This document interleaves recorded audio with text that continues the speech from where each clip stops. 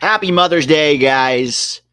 I'm sure some of you are still out doing brunch with mom or your wife who's a mother or your sister who's a mother or your mother yourself, although I don't know if we have many mothers in this particular fan base. But what have you guys been doing? Fumar Mota, happy Mother's Day to all of you single dads out there playing both roles. That's a good shout. Happy Mother's Day to single dads, for sure. Happy Mother's Day, Pete. Thank you, Sese. Adam Garcia, starting to get excited for Copa America, but then remember Triple G is in charge. I mean, you can still get excited for it because you never know, right? I mean, if we don't have hope, if we don't have almost crazy levels of optimism, then what else do we have? Certainly not a good coach. So we have to use optimism as a substitute, I suppose. Let's see. Sese, USA have about 3 to 4 good coaches in the pool, way more qualified than Triple G.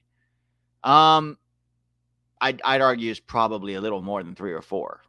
But yeah, at least 3 or 4 for sure. Manuel Villalobos. Thank you, Manuel. Please hit the like button, you guys. Smash that like button. It costs you nothing but a second of your time. And really, it doesn't cost much because you can be doing other things while you smash the like button. So let's have a quick word from our sponsor, first of all. And then this is going to be a little bit of a shorter one. We're going to do a call-in show. I put the link to the call-in show. I put the link to the call-in show in the – it's at the top. I tagged it at the top. Sorry, I drank a lot last night, guys, so – if I'm not as sharp as I usually am on these streams, then I apologize in advance. But it's pinned. That's the right word. Pinned to the top. Where is... Hello? You guys, what is happening? I literally had it up just now, and it's gone. Now I feel like a boomer. Yo, guys, I literally had the sponsor of it. There it is. Welcome all ex-Mexico fans turned to USMNT fans. How many of those do you think there are, Hank? How many ex-El Tri? Is there anybody in the chat who used to be an El Tri fan and is now a USM men's national team fan? Let me know. In the meantime, let's play the word from our sponsor. Fantasy Sports is back with a Underdog. Fantasy Sports is back with a new and improved pick'em game across all sports that makes it easy to play fantasy sports with just a few clicks. Each sport allows you to build a parlay that includes between 2 and 5 predictions about the outcomes of player projections. As you would expect, the more picks you include, the greater the potential payout. Don't go crazy with it and play responsibly, but adding a few bucks here and there to a game gives it a little more excitement and stakes. Use my promo code 11YANKS or click the link in the description to start playing, and Underdog will match whatever you put in your account up to $100. Enjoy. All right. So, thank you, Underdog. Smash that like button, guys. Drink of choice, says Fumar. Fumar, it depends on the occasion. I think probably drink of choice would be a Buffalo Trace whiskey on the rocks. But I also love like a good cocktail. I'm a sucker for a good pina colada. Speaking of pina coladas, I'm actually going to Cancun next week to shoot a movie. I'm going to be there for 8 days. So that's going to be hella fun. But yeah, you know, even a good mojito, a good Moscow Mule, an Irish Mule, pina colada, like a good sweet fruity cocktail is always good. But as far as drink of choice, definitely Buffalo Trace whiskey on the rocks. Let's see. TZA says, I used to respect El Tree. All right. And RD Revolver, I have some Mexican family that are very pessimistic for Mexico's future and expect the U.S. to beat them all the time now. Yeah, I mean, can you blame them? By the way, did you guys see their roster drop? They left Chucky Lozano, Memo Ochoa, Julian Araujo, and Raul Jimenez all off the roster. Some of those I was more surprised than others. But Chucky really surprised me because I still think he's the top 20. He is among their best 26 players. Like, I don't understand why they left him off. I know he didn't have the best season, but it's not like they have anyone else. That was weird to me. Rob Garcia. As a Mexican American, I've always rooted for both, but when they play each other, I'm all USA, baby. All right, Rob. MCIG says, Tree played dirty against us for decades. Red Breast 12, Pete. What does that mean? Red Breast 12. Is that a drink? Let me look that up. Red Breast 12. Oh, it's a whiskey brand. All right. I always like a good whiskey recommendation, so I will check that out. Shit, that's expensive, though. $65 for a bottle at Venmo? Good Lord. Gonna have to send me more super chats for that. You like dancing in the rain? Well, because I like cocktails, so now I'm a little bitch that likes dancing in the rain, Hank. Is that the innuendo that you're suggesting there?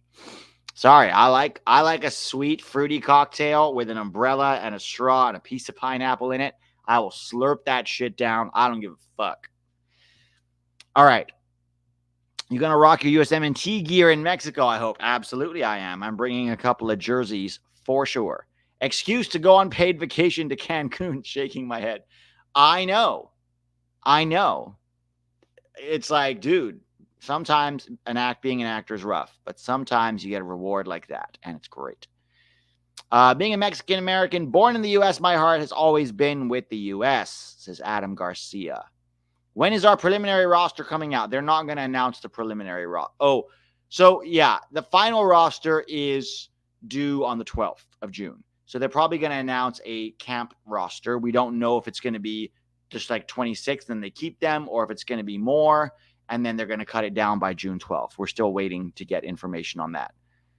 I'm surprised by none. Chucky is on fraud watch. If you follow Liga MX, they have some solid young players that can replace him. I mean, sure, but Chucky has like done it for them at World Cups, and he's still playing at a good level. I'm not saying, I mean, you can maybe make an argument to bench him, but I mean, is Marcelo Flores really better than Chucky Lozano right now? Like, that's who they brought. So I don't know. It seems like an overreaction to me. No, it's a song. Oh, it's a song. Okay. The actual roster drops will be in late May, like June 4th. It's a Jimmy Buffett song. What song? What song is that? Oh, the Pina Colada. If you like Pina Coladas and getting caught in the rain. Da da da da da da da.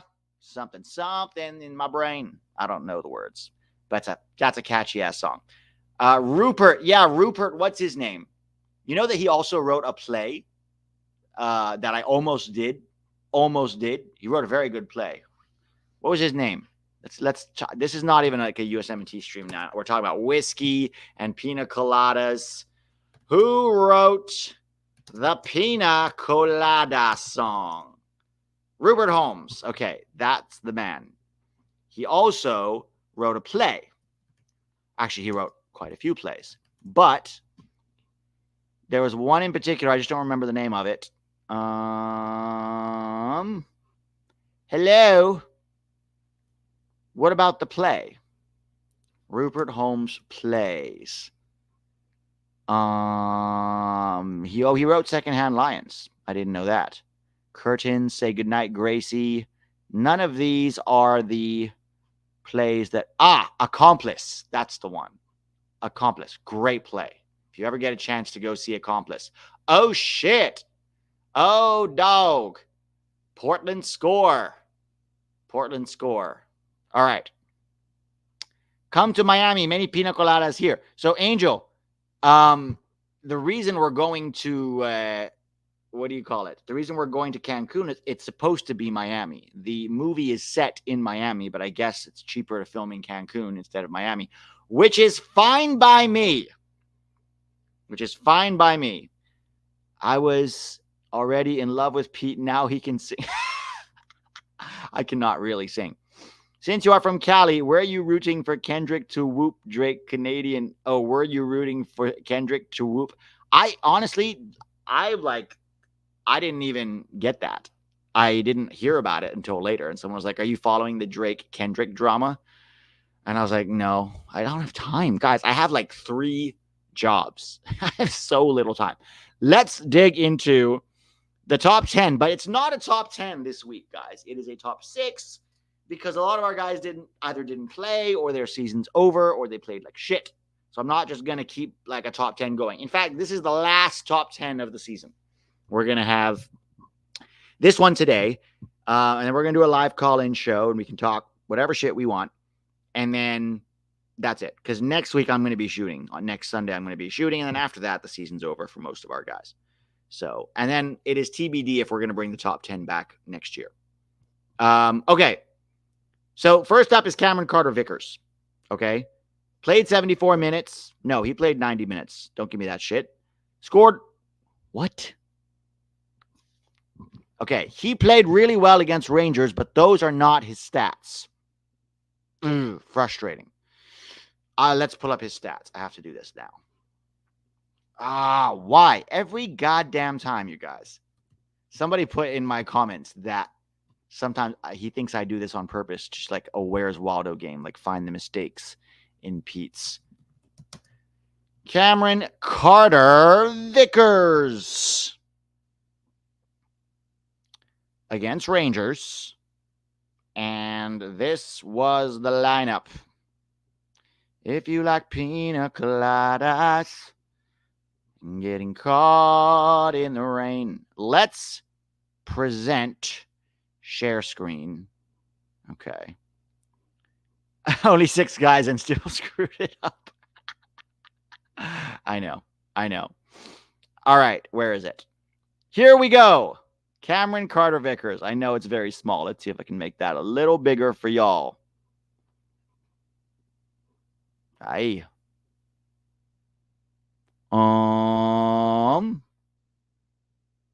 Zoom. Here we go. All right. There's your boy. Cameron Carter-Vickers. There we go. Cameron Carter-Vickers played 90 minutes. Had 82 out of 89 passes, accurate passes. That's a very high number for a center back, and he's usually quite high. 98 touches, 1 touches in the opposition box, 20 passes into the final third, guys. 20 for a center back. 1 out of 2 accurate long balls, 1 out of 1 tackles, 6 clearances, 1 interception, 8 defensive actions, 1 recovery, 7 out of 10 duels, 2 out of 2 ground duels, and 5 out of 8 aerial duels won, and also drew 1 foul. So well done to Cam Vickers. All right, now let's get back to Joseph Scally. Played 90 minutes against Eintracht Frankfurt on the left, as he played as a left wing back, and got a nice assist against Eintracht Frankfurt for Robin Hack. 0 out of 1 successful dribbles, 2 out of 3 accurate long balls, 2 out of 2 tackles, 6 out of 8 ground duels, 1 out of 3 aerial duels, and 4 fouls drawn.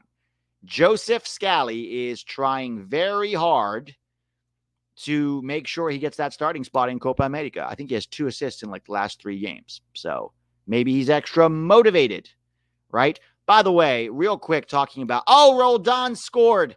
Call him up. Call him up. Christian Roldan is better than Reina. All that.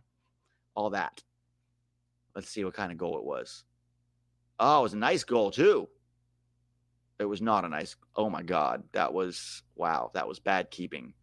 So Roldan hits it. Very soft and bouncy. What on earth was the keeper doing? Oh, that was a trash goal. Oh no. Oh geez. Okay. Well, never mind then. Look, the thing about Cameron Carter-Vickers is I think against either Colombia or Brazil, probably Colombia, we should at least try out a Cameron Carter-Vickers, Chris Richards partnership, because even though I think Richards Ream is the partnership for Copa, also think that after Copa, it'll be time to say goodbye to Ream and really focus on 2026. And I think, for now, going forward, I think it should be Richards and Cameron Carter-Vickers until somebody comes in and steals that spot. All right. So that's Joseph Scally. Unfortunately, I do not have the assist because it was on Twitter, and I tried to go find it, and then they blocked it on Twitter for copyright. And then I went to YouTube to look for the highlights, also not available yet. So my apologies. Damian Downs, German-American Damian Downs, scored a last-minute goal to keep FC Köln's not getting relegated hopes alive against, Union Berlin, the same Union Berlin that we know from Brendan Aronson. Scored a nice last-minute header. He was only on the field for 15 minutes.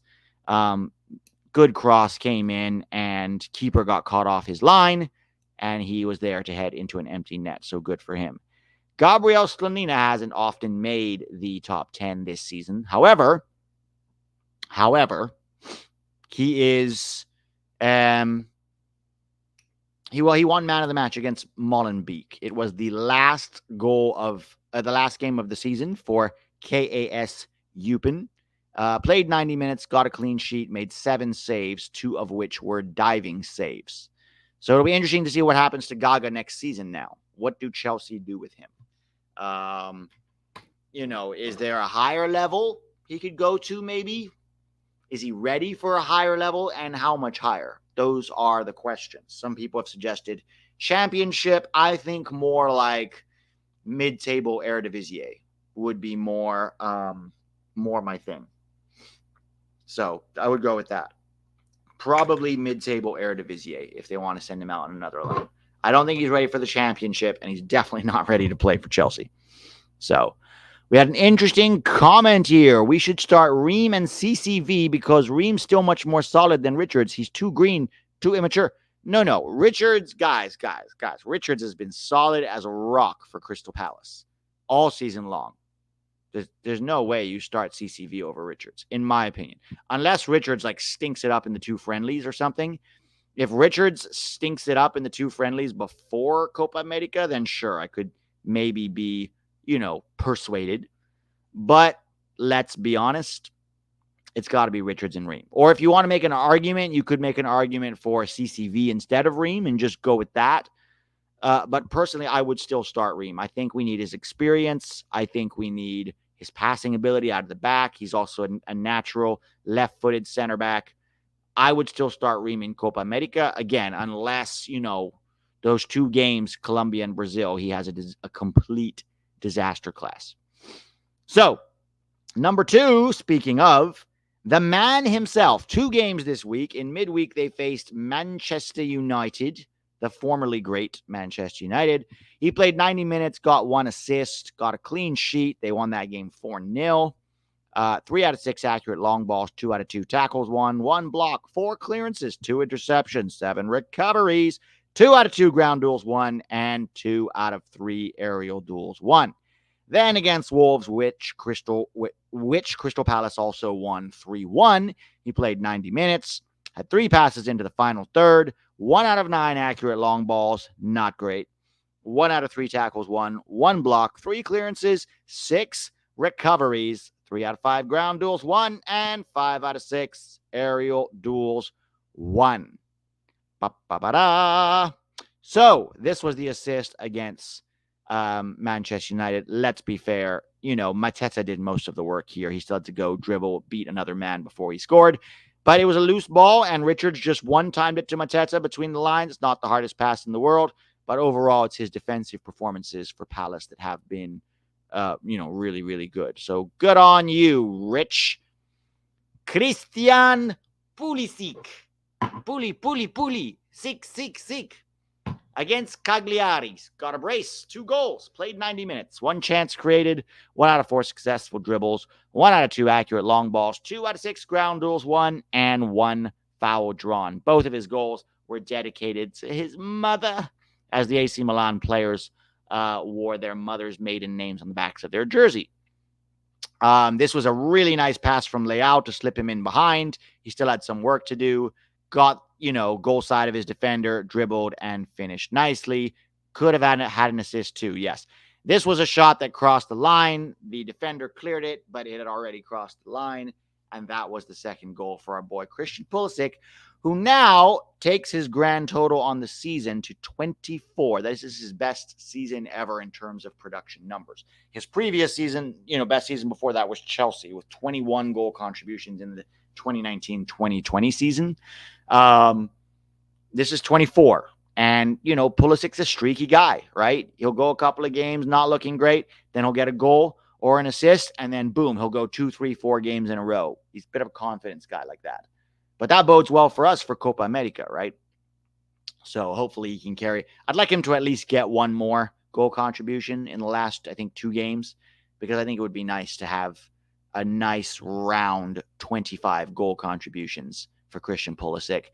And to think that Milan only paid 20 million for this guy, like what a steal. They paid 20 million and he's more than paid them back already in the first season. So well done, Christian. Let's hope he can carry that form into Copa America because, my God, we're going to need it. We're going to need it, guys. What is up? Fumar Motar saying, I'd rock with Horvath. Oh, you don't want Turner to be the starter. I understand concerns, honestly. I do. I understand concerns about what's his name? Matt Turner. I do, because he hasn't been playing. But Horvath can be shaky at times too, right? So it's like if Matt Turner was playing in the championship, would he be a better keeper, or are you more just worried about like freshness and consistency? You know what I mean? I can understand that, but I still probably go with I would still probably go with Matt Turner. We don't have a lot of great options right now. But after that, I think the future is very bright. Between Patrick Schulte, Gaga Slonina, Chris Brady, Gavin Beavers, and Diego Cochin, I think between those 5, at least 2 will come good. And hopefully we'll have 2 solid options for 2026. So yeah, it's going to be Turner for Copa America just because the other guys aren't ready yet. But I'm very interested to see Schulte at the Olympics, if it is indeed going to be Schulte. So let's wait and see. Okay, guys, we have the Discord. The Discord is there. The link is pinned to the top of the chat. We already have somebody in the waiting room. So I am going to get it in. But first I have to bring the whole Discord shit into here. Discord. There we go. Let's bring this Discord up. All right. Chinga saviente. Avente. Chinga savente. I have no idea what that means. But, hello. Hello? Chingas, you are muted. You have to unmute yourself. Chingas avente. Hello. Oh, there we go. Me? Can you hear me now? Hello? Hello. Oh, we caught something of you. Hello, hello. Yeah, we can hear you now. Hello, Pete. How you doing? Good, man. What's your name? Adam. Sorry? Oh, the name is Adam. Adam. How you doing, Adam? Doing good. What's up? What do you want to talk about? Yeah, I was wondering about Luca de la Torre. Getting into Copa America. Getting any minutes as of late, and was wondering if he might even make it to tournament. Right. Well, the reason he hasn't been getting minutes as of late is because he's injured, but he came back last week. So, yeah, but it's a good question. I don't know. I think if it's a 26-man roster, he probably makes it. But if it's 23, I don't think so. Because I don't think he's top 2 in any of our positions in midfield. I think he's versatile, but I don't know if he fits with a 23-man roster. What do you think?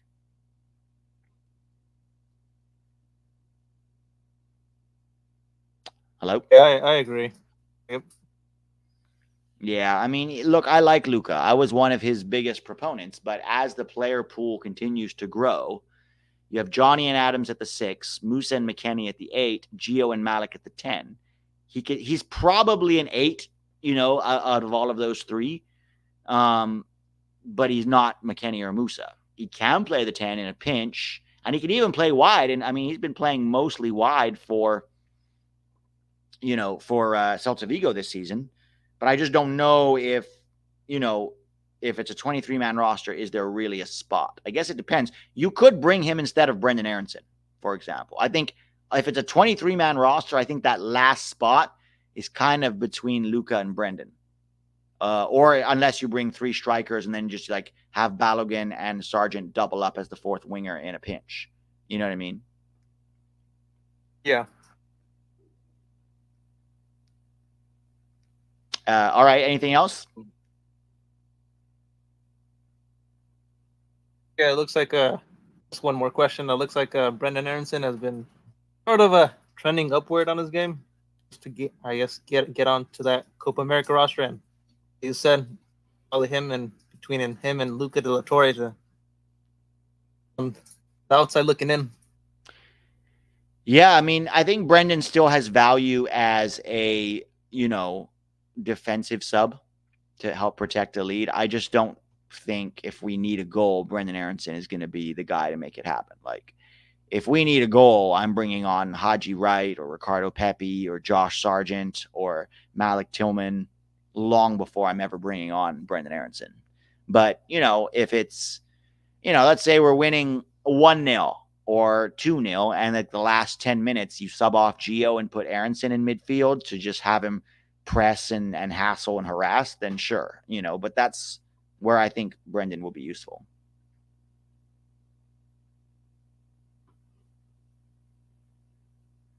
All right. Well, that's pretty much it. Thank you, Pete. No problem. Thanks for calling in, Adam.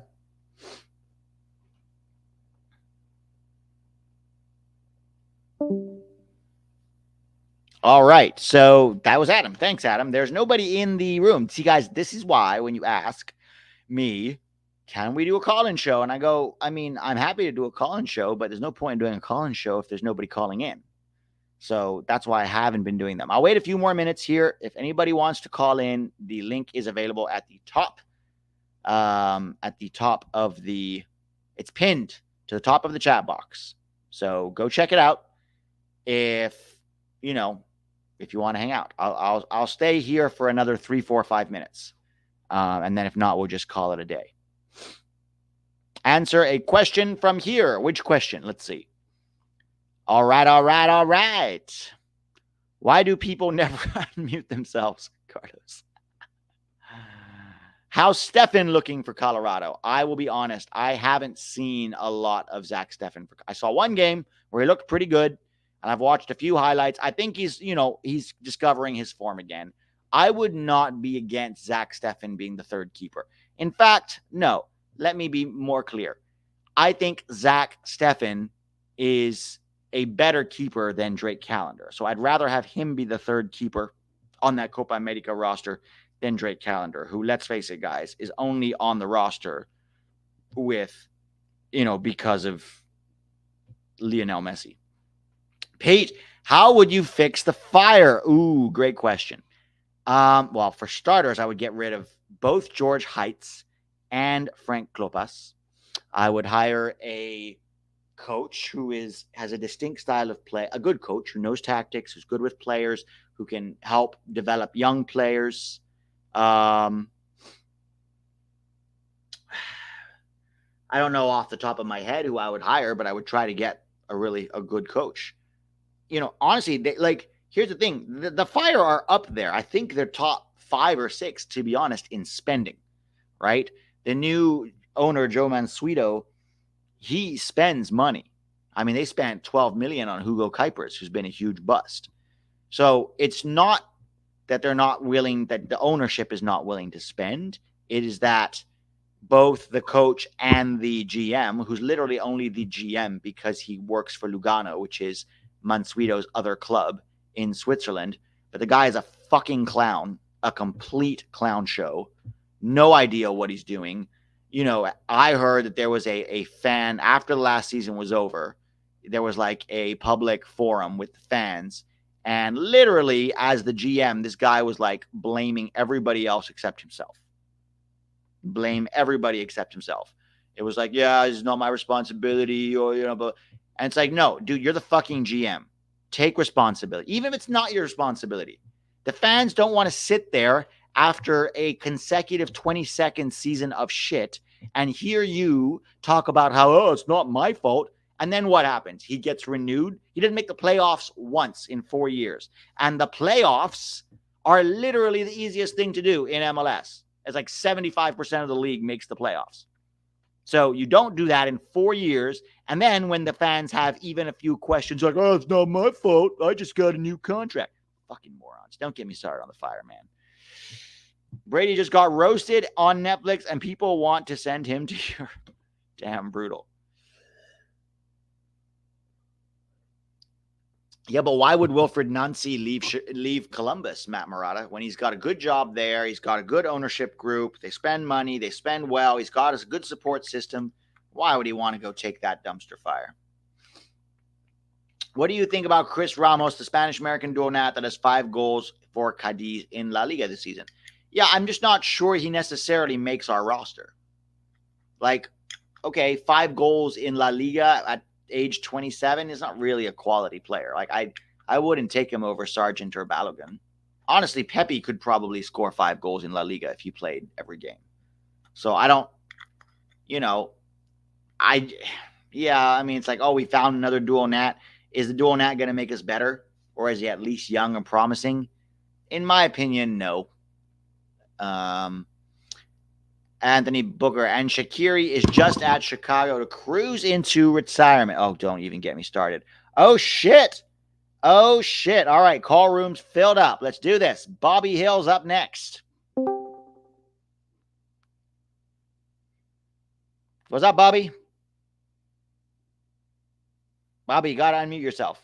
Guys, try to unmute yourself before coming in to the room.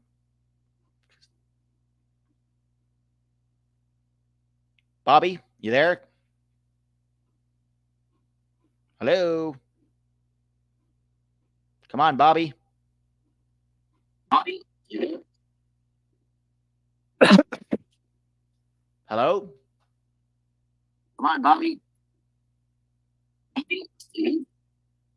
All right, we're going to bring somebody else in, and then we'll bring Bobby back later. Jay Kenter, let's unmute ourselves quicker, guys. Hello.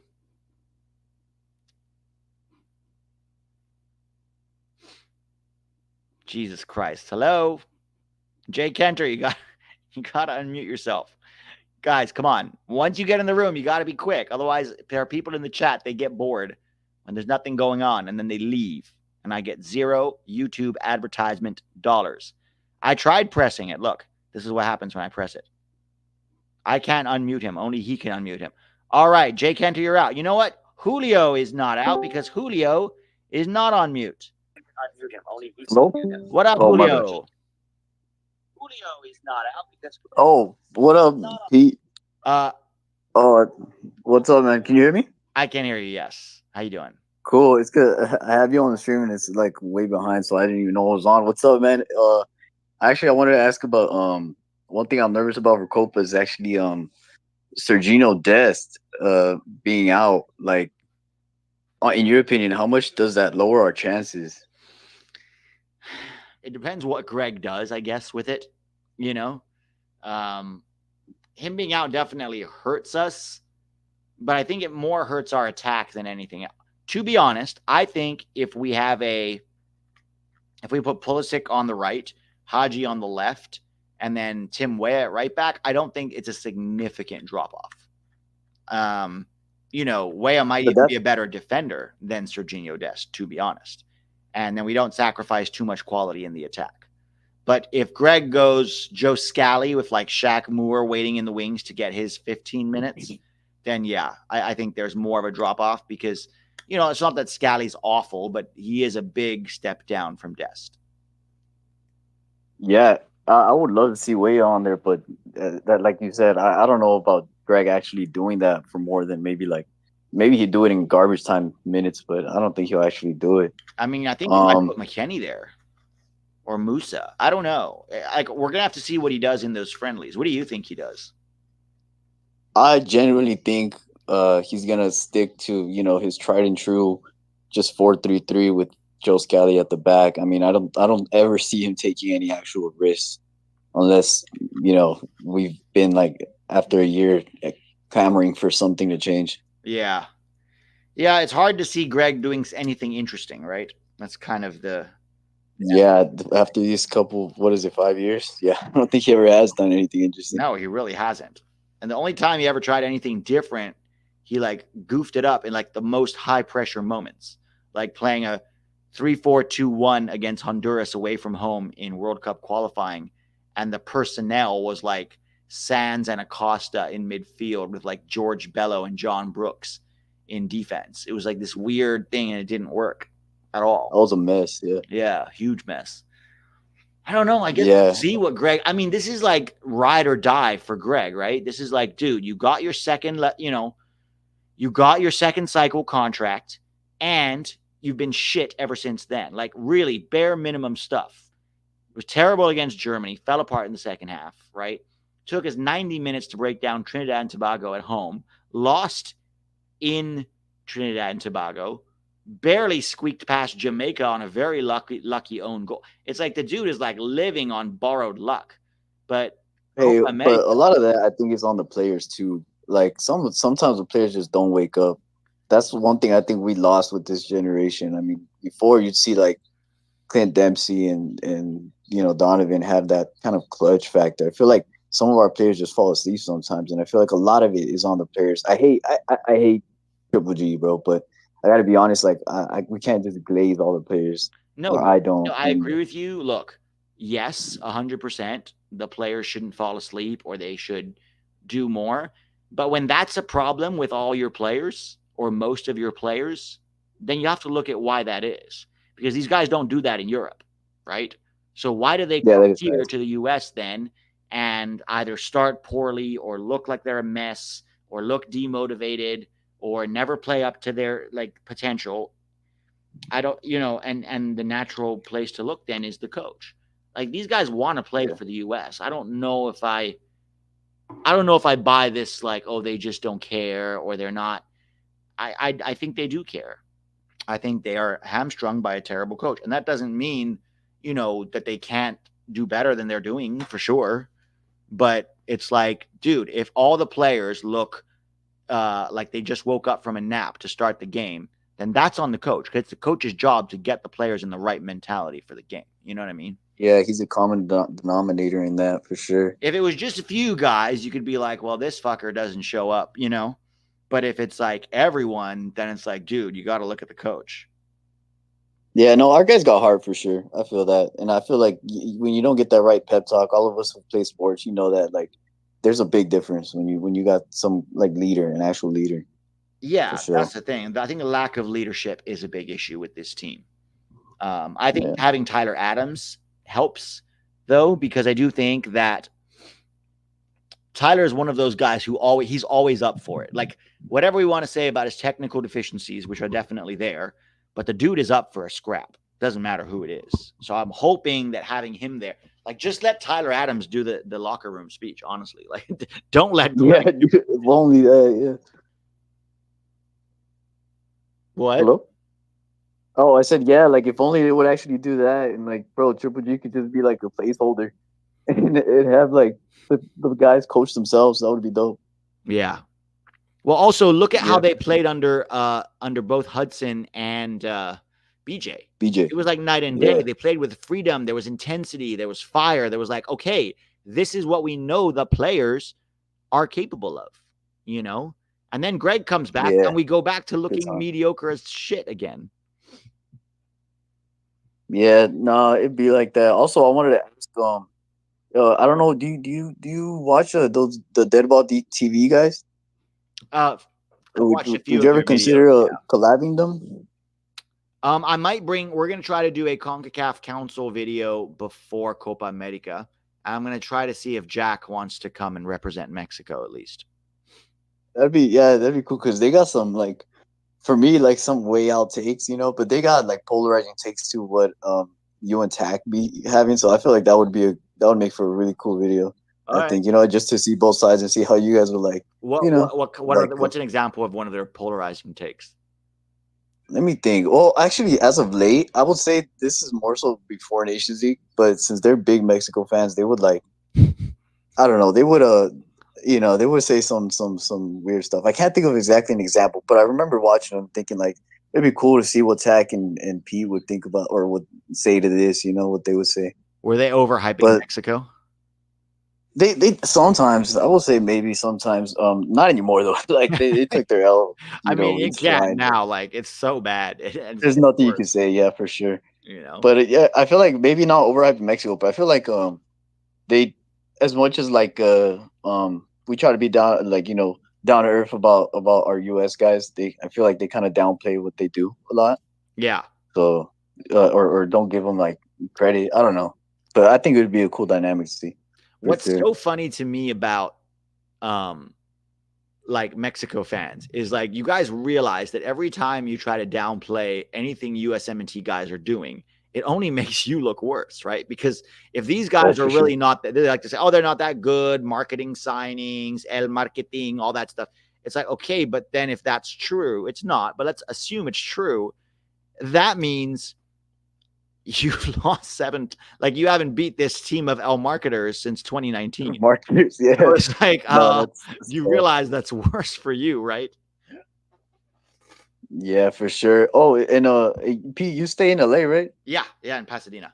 I was just at an LAFC game yesterday. You know, you should do like some, I don't know if you vlog at all, but or just some like a meetup to go to. And I know you're not an LAFC or Galaxy fan, but shit, just to like, you know, the fans in LA and stuff would be dope. Yeah, I mean, I did a vlog once for LAFC and nobody watched it. Oh, really? Yeah, I guess I'm a culprit as well. I didn't know that was out. It doesn't really do well on YouTube. There's just not enough fans. Oh, I feel it for sure. For sure. Yeah, but the LAFC game was fun, so I was just, you know, putting it out there. Yeah. Cool, man. Well, thanks for calling. Yeah, for sure, man. Thanks for taking my calls. The first time I ever took one. It was actually pretty dope, man. I always watch you and hardly even interact, but it was pretty cool to be on here. Awesome. Thanks so much, man. All right. Have a good one, all right? You too. Later. Oh, happy Mother's Day too, guys. Thanks. All right, Spoonicus. Guys, I'm going to bring you into the thing if you are unmuted. If you're still muted, I'm not going to bring you in. Well, no, I will not prioritize bringing you in. Spoonicus, what's up? It's quite the name, Spoonicus444. Hello? Spoonicus, you there? Come on, man. You're not even muted. Why is this so hard? All right, Spoonicus is back in the waiting room. Let's try Ruben's desk. Hello. Hello. All right, Spoonicus is back in the waiting room. Let's try Ruben's desk. Dude, I can't hear you, but I can only hear my voice in the background. Hey, Pete. Hey, how you doing? It's Ruben. Hey, Ruben, how you doing? Good. What's up? What do you want to talk about? Yeah. So, wife and I were having a discussion about Musa and whether he was good enough to be in a double pivot and if it was going to be Musa and Adams or Musa and Cardosa. Okay. Well, I think it's probably going to be I mean, unless Greg puts McKennie at right back, I think McKennie is probably a lock in that midfield. So I think more likely than not, if Adams is healthy, it's going to be Adams, McKennie, and Gio in that midfield. If Adams is not fully healthy or if he's on a minutes restriction for Copa, then probably going to be Musa and McKennie with Gio. I don't think Greg really rates Johnny Cardoso. Just because wife and I were watching the Milan game today, and Musa I didn't think he had that good of a game. To be honest, I don't think Musa has been great for Milan. I think that he's gotten a little better. There's been some improvements since he came from Valencia, but I just still think sometimes he has really good moments where he can just dribble with the ball. And that seems to be like the one thing that he's really good at, where he just starts beating people through midfield. But then when he gets to the final third, his passing is off, his shooting is off. He can't really operate that well in super tight spaces. But when he's in midfield, he's like charging around. His passing is fine. It's not like amazing. He doesn't have an amazing passing range. And his passing is not often incisive. But really, it seems his passing seems tentative. He makes the right pass, but not at the a moment too late. Right. Yeah, and look, he's 21, so he's still not, he's still young-ish, but it's like, dude, it's been like this since 2020, when he first broke out of Valencia. Has he gotten better? Yes, but it feels like his weaknesses are still pretty much about the same. And so that makes me wonder. And that's probably why I don't think he should start for us if everybody's healthy. I think he is our backup 8 to McKennie. That's kind of where I put him. Although I'm not against seeing him as a right back, to be honest. I wouldn't mind seeing it at least in one of the games. Because that way you can keep McKennie in midfield. Musa is not goal dangerous. He's never been goal dangerous in his life, really. And so it's at least putting him at right back, will you be able to take advantage of his dribbling skills? How good is he 1v1 defending? And those are the questions. What do you think Cardoso needs to do to make Greg notice? I don't know. It might just be a bias. I don't know. I guess we'll see. I do know that in the last camp, Cardoso was slightly injured. That's why he got delayed coming into camp. They had to do a scan. So I sort of understand, why he didn't get more playing time than he did. But I guess by this Copa America, the way he's been performing for Real Betis, if he doesn't, honestly, I don't think Tyler Adams should start any of the group games. The guy has not played a full game in forever, So at least give Johnny half a game in one of these friendlies and let him show what he can do, I agree. From your mouth to Greg's ears. I agree. From my mouth to Greg's ears. Yeah. I don't know, man. Musa is a bit of an enigma to me. He reminds me a bit of Darlington Nagbe. A better Darlington Nagbe, to be clear. But Darlington Nagbe. Yes, but once he gets next to the box, he doesn't know what to do. Oh, yeah. It's he can't slip a player in. His shots are almost always off target or straight at the keeper. The final pass with him is such an issue,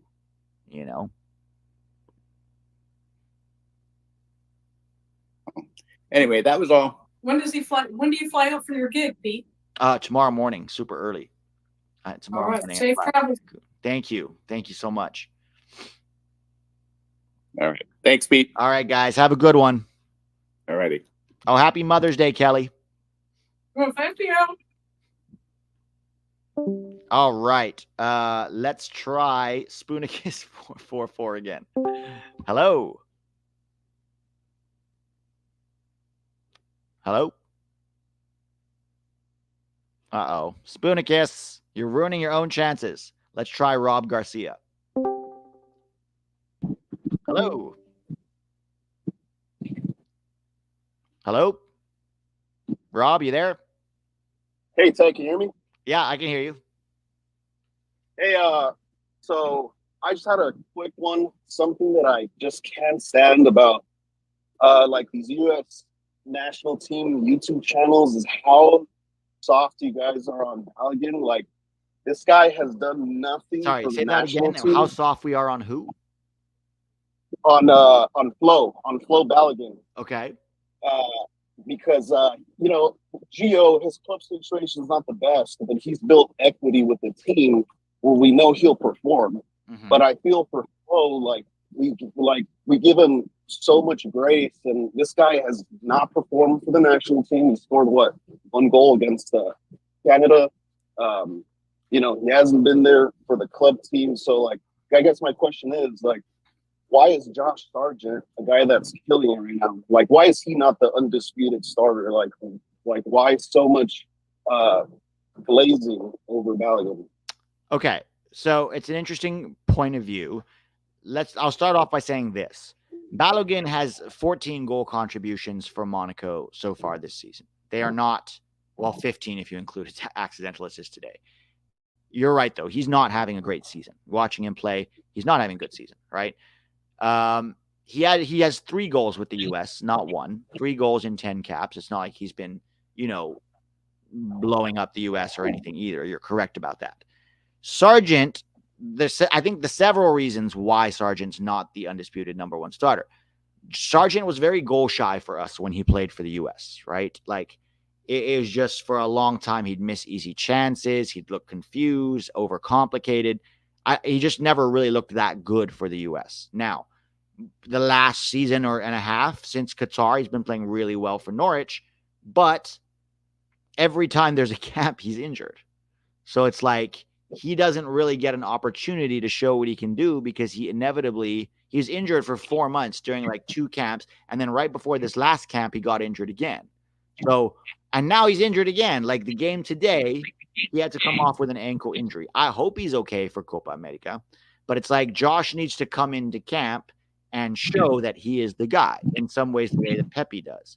And so I understand that like Balogun's not having a good season, but also he's the striker that's playing at the highest level. We don't have any strikers playing in the top 5 leagues, right?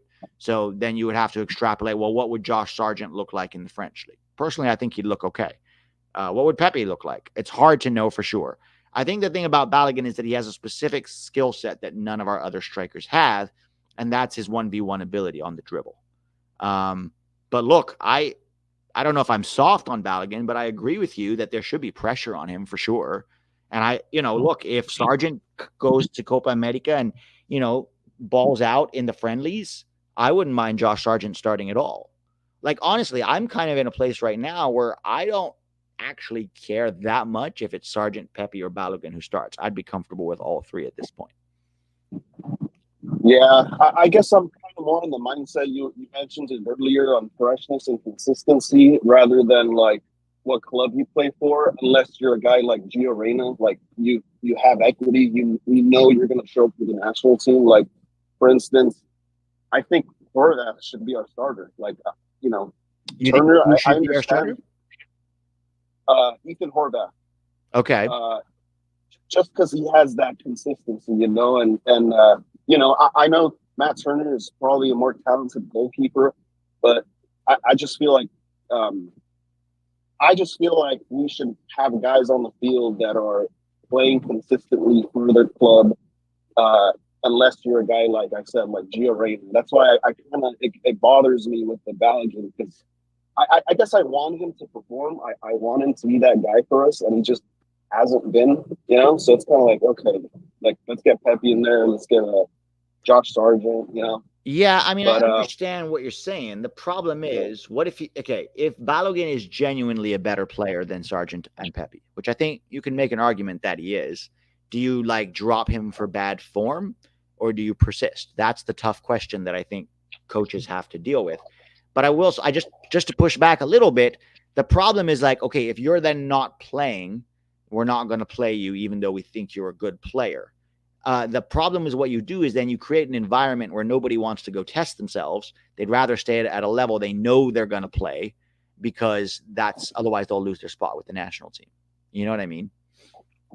Yeah. No, I kind of get that. I get what you're saying. You gotta give guys a chance to grow into that position. But I just feel like with the national team, man, it's not like a regular club team where you have a whole season to kind of step your game up. Like we have only a couple games for Copa. Like that's kind of why, like I said, I'm more on the who's good now. Because Copa's coming up. Like we can't keep being so lenient on Balogun, hoping that he's going to wake up one day. I agree, and I think those 2 friendlies are going to be really crucial, right? Because I think maybe you start Balogun in 1. And you start Sargent in 1.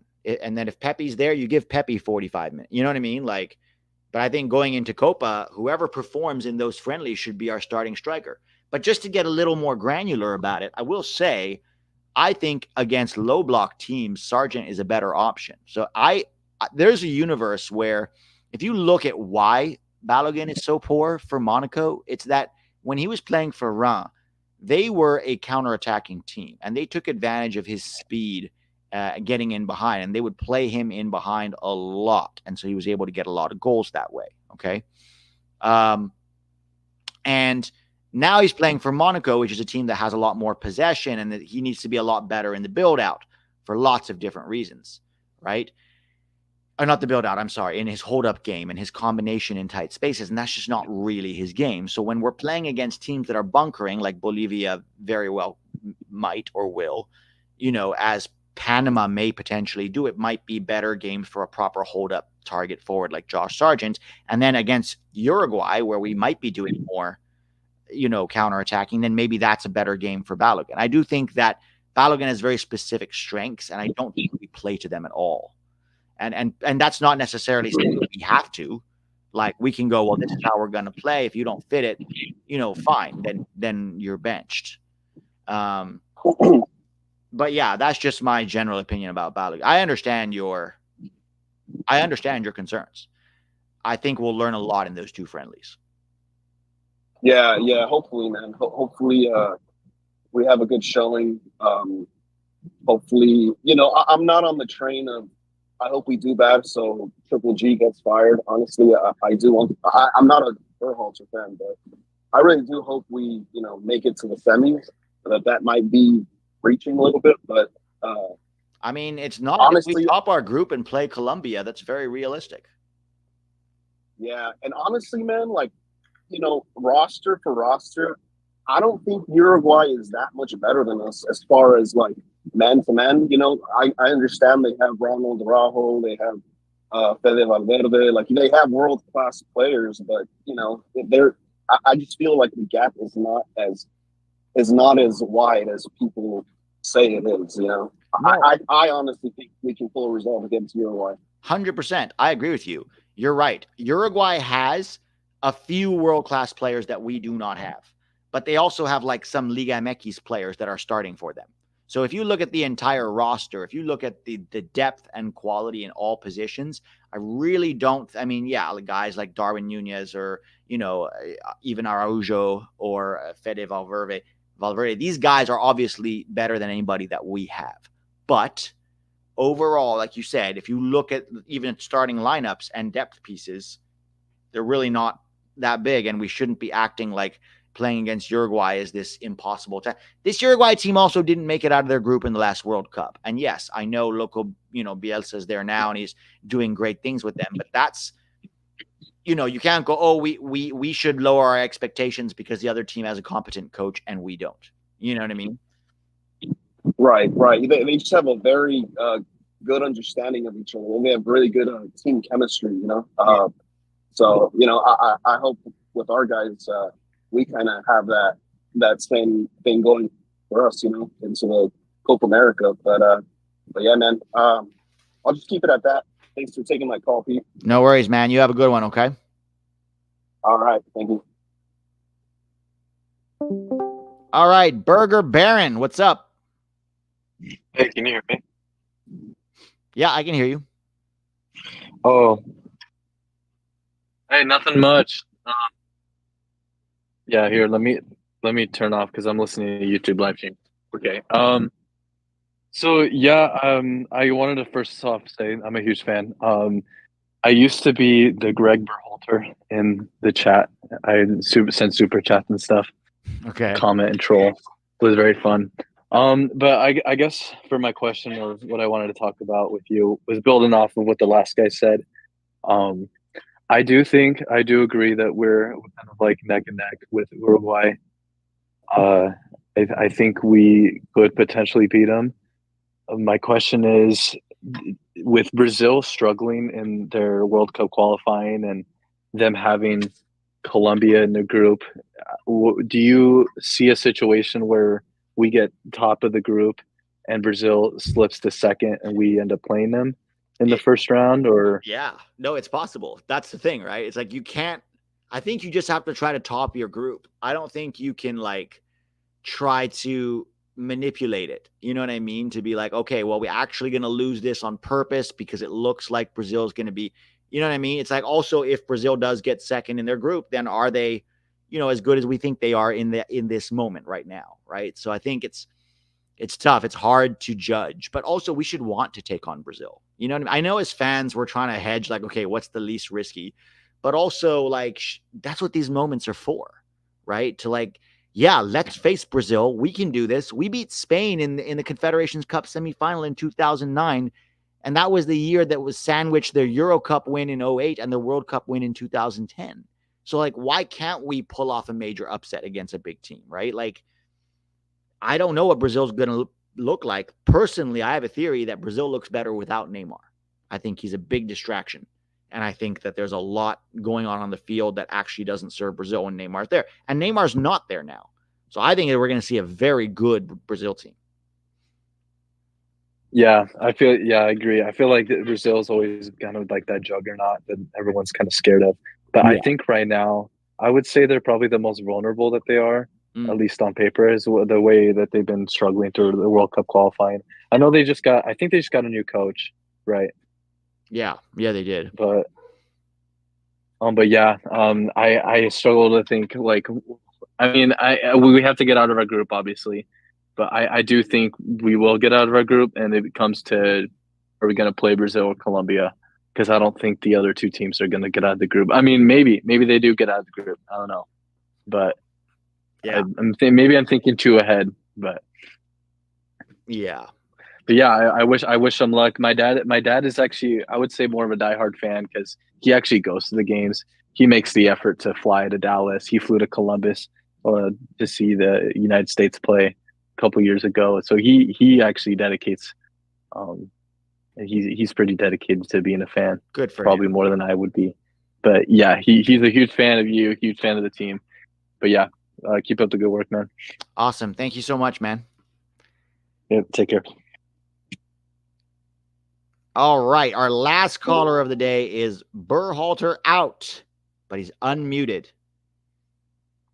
I mean, he's still muted. You got to unmute. I was talking to one of my favorite YouTubers on Discord. Hello? Hello, Pete. Can you hear me? Yes, I can hear you. How you doing? Oh, I'm doing great. How are you? Not bad. Can't complain. Busy, but good.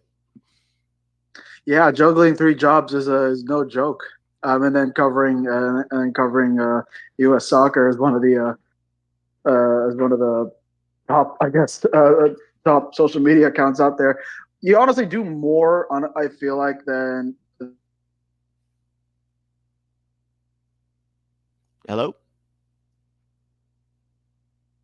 You cut out? Hello, Pete. Can you hear me? Yeah, you cut out for a second there. Go ahead and say that again. Oh no, I was just complimenting you and Tack and everyone else on like YouTube and social media. I feel like you guys do a little bit more work than put out more work than those who are employed by like ESPN and Fox Sports and all that. Oh, when it comes to covering the U.S. soccer and all the players. Oh, thanks, man. Appreciate it. Yeah, of course. So this isn't kind of a U.S. question, but I do want a related question. But I want to hear your opinion. So, have you seen the matchups for the Conference League finals, the Europa League finals, or the Champions League final? Yeah, I mean, I know the Champions League final is Dortmund and Madrid, right? Yes, Dortmund and Madrid. And the Europa League. Yeah, go ahead. The Europa League is Bayer Leverkusen and Atalanta from Italy. Mm-hmm. And I think the Conference League is Fiorentina from Italy. And I was just wondering, who do you have as who will be the champ? Who will be the winners of those outcomes? Do you think? I mean, I have Madrid in the final, but the other ones to me are hard to call. Atalanta is a very good team, but so is Leverkusen. Yeah, I mean, probably Leverkusen. Yeah, I'll probably go with Leverkusen just because they've been so good this season, you know. Right. Yeah. So I'll have Leverkusen for Europa League. And then who did you say was in the Conference League? You cut out there. Olympiacos of Greece and Fiorentina of Italy. I'm probably going to go Fiorentina, but you never underestimate a Greek team. Yeah, no, they in order to get there, in order to get to the final, they throttled Aston Villa in the semifinal. That's right. It was crazy. Like that was like Aston Villa, the surprise team of the year. Unai Emery, my pick for Premier League Coach of the Year, and they get throttled at home. Granted, Aston Villa did miss a penalty, but then they traveled to Greece, and I know just those Greek atmospheres are very, very intimidating. Yeah, they know how to create an atmosphere. Unlike those English people that want to gatekeep everything about soccer, they think that they know everything. Yeah, the Olympiacos and Panathinaikos, I believe, is the other Greek team.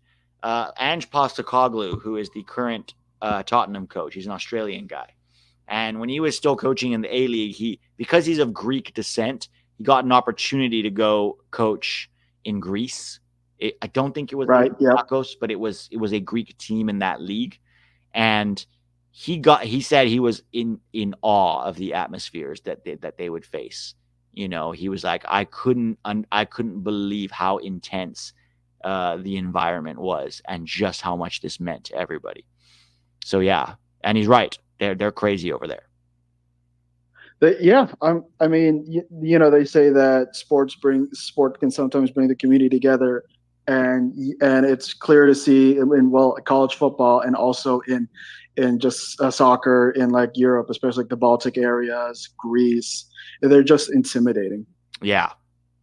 But yeah, I want to also say that I have another question. I was watching your interview, your discussion with America's Ultras Talk, and I kind of have to agree that advertising, the job, whoever's in charge of advertising, I guess it's CONMEBOL, I guess it isn't CONCACAF, but they're doing, I feel like, a horrible job. Yeah, nobody knows this event is happening. Nobody knows. Well, the casuals don't know. And you said it right. It is the only people who know are the people who do know about the sport of soccer. Though, and you are right. I feel like CONMEBOL, or I guess even FIFA in general, they're just trying to squeeze the money out of the people, of the soccer fans. And that is kind of frustrating because that's not growing that's definitely not growing the sport at all. No, and U.S. Soccer is not interested in growing the sport. They've made that very clear multiple times with actions, not with words. Like when all you want to do is fleece the existing fans that you have instead of actively spend time, money, and effort to bring on new fans. Then and then you wonder why you don't grow and why you can't fill up stadiums and why you're always outsold everywhere you go, even at home, by South American teams, by Mexico, by, even sometimes Costa Rica. Like, yeah, they have done nothing. And the people in charge of marketing for U.S. soccer who have been there for 10, 15, 20 years, honestly, should have been fired a long time ago. One of the worst marketing I've ever seen in my life. And their version of marketing is like, let's post a Triple G talk, on Twitter to market this team, which is anti-marketing. You're like pushing people away from the sport when you do that. If anything, I feel like if that Twitter talk, the only buzz it could get is that people are retweeting it, but that's all they care about, the retweet. They don't see the discussion, and it's like, oh, this is something that revile. They actually hate this stuff. They don't care as long as they get the reposts or the retweets on Twitter or X, whatever they call it. Right, but even then, the people retweeting it are already existing soccer fans, right? If because of those retweets, absolutely, yeah, some casual comes along and is like, "This is our national team coach. What a joke!" Like that's not going to make them want to buy a ticket, I'd like to say 2016, the Copa America Centenario. I just thought that this was. I just thought U.S. marketing themselves was just doing a horrible job of marketing themselves was recent. But I do remember when the last time we were in the Copa America 2016, the Centenario, I had no idea it was happening at all. I was swapping through channels on cable, and I happened to stumble across, I think it was like Fox Sports 1 when they were having the game, and I was like, oh, we're playing Colombia. That's interesting. And then I caught the opening where they showed that, oh, Argentina's here, Brazil's here, and I was like, so I just found this out now. Yeah. And lo and behold, they rinse, repeat again this time around. Absolutely no advertising done. And I watch Fox Sports. I watch Fox. I watch Fox Sports sometimes. Some of the when I was watching college basketball, they have games on Fox and Fox Sports. I don't think I can even count on even one hand how many times the reference the Copa America is happening in the U.S. and Fox is covering it. Yeah, mind you, they have the rights to do it, and we know nothing about it. You know, I mean, we do obviously, but like the casual fans know nothing about it, and it's just sad. It's sad, but it's like, well, you know, like I said, I think I said it on American Ultra Stock. Tack brought this up on Twitter, and then some journalist was like, why should they market it? They're already selling out the stadiums. It's like, yeah, they're going to sell out the stadiums. Those are South American fans, the vast majority of them. If you're trying to grow the game, it's to get people to watch on TV, right? To get America excited. Go to like watch parties, bars, you know, but it's like, oh, we don't care. We sold a $380 ticket for the nosebleeds. We're happy, you know. I know if the networks aren't doing it. Is the city doing it? You live in LA, and I'm not trying to. You can correct me if I'm wrong, but you live in Los Angeles, right, Pete? Yeah. Are there billboards? Are there like posters out there in the city? Wait, quick question: is Los Angeles hosting some games of Copa America? Yeah, we are. We're hosting at the new stadium that was built here. Oh, SoFi. SoFi, yeah, we're hosting at SoFi, I believe. Whenever you drive around, are there billboards promoting nothing? the event? Nada, nothing. The only soccer marketing you see is when you drive on the highway and you pass LAFC Stadium. They'll usually have like they won't even be advertising like soccer. They'll be advertising like United Health Care, you know, is the official partner of LAFC kind of thing. And it's like, it's not even the soccer. It's like we have to market some, you know, product, right? So it's like there's no marketing anywhere. I also go frequently to Chicago and Atlanta, and I have seen no marketing there either for Copa America. And we are just about 1 month out. And it's just sad. And I haven't even seen marketing on TV. Has anyone we have 162 people in this chat. Has anybody seen an ad on TV, first of all, for Copa America? Because I have not. Have you? I'd like to say yes, but the last time that happened was that friendly between Brazil and England, because obviously John Strong and Stu Holden were there. We're covering the commentary. Alexi Lalas was in the doing the halftime report, the pregame, the postgame report. It's the same crap you saw at the World Cup, where every 10 minutes you mention the Copa America, and I'm like, you could space that out. You don't have to leave all your major advertising for the Copa America for a meaningless friendly between Brazil and England. You had NFL playoff games, you had college basketball, post games. But yes, the last time I could think of it, it was March. March was the friendlies, right? The NCAA tournament was happening for college basketball, and Fox wasn't covering the tournament. I just thought about that. Fox wasn't covering the tournament.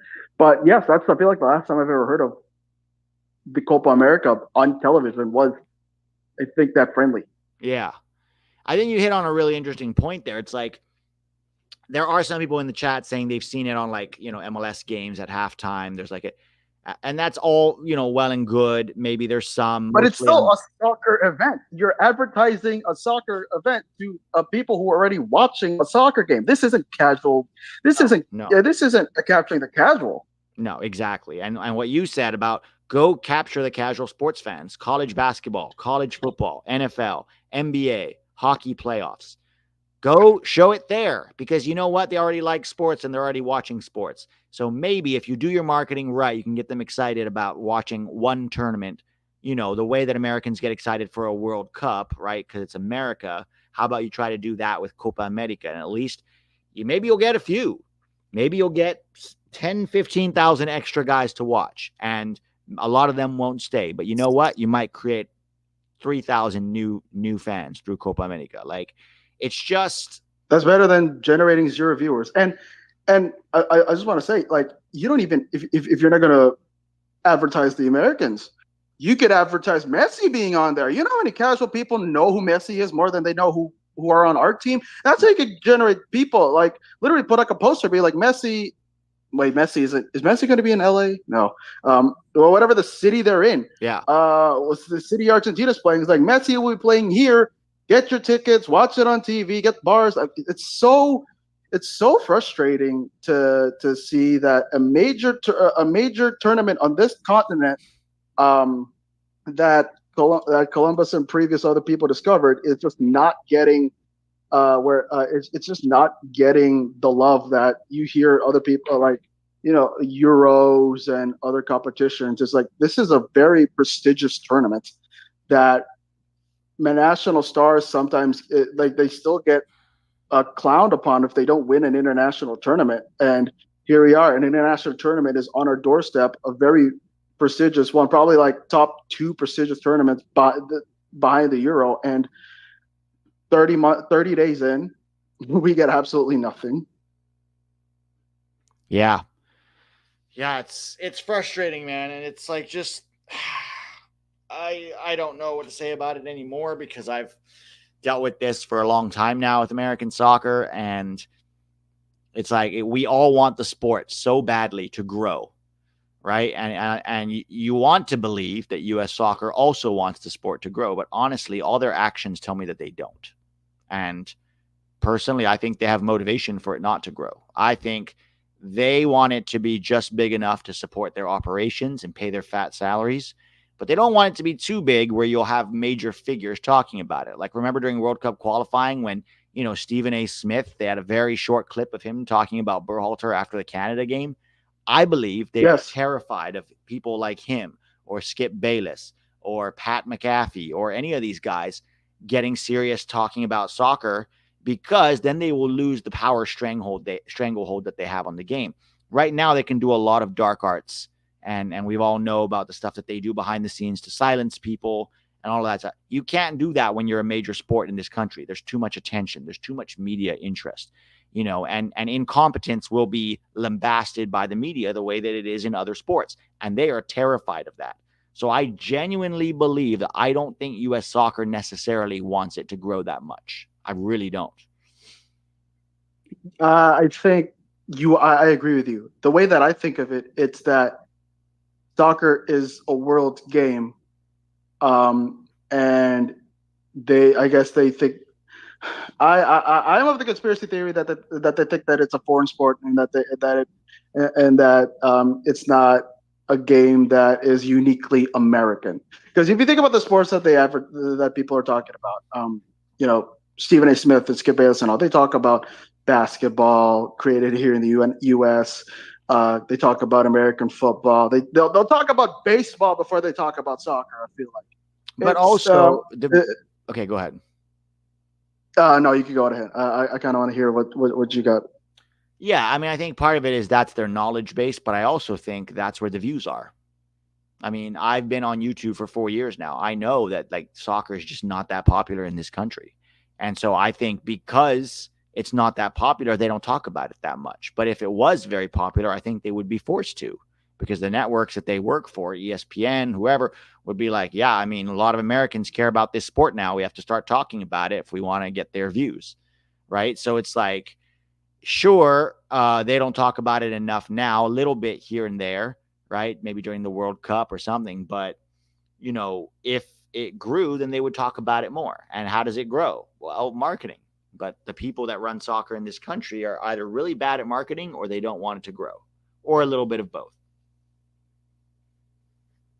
I'd say it's both.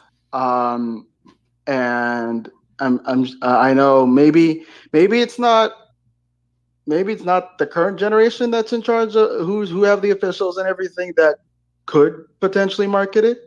do better at marketing.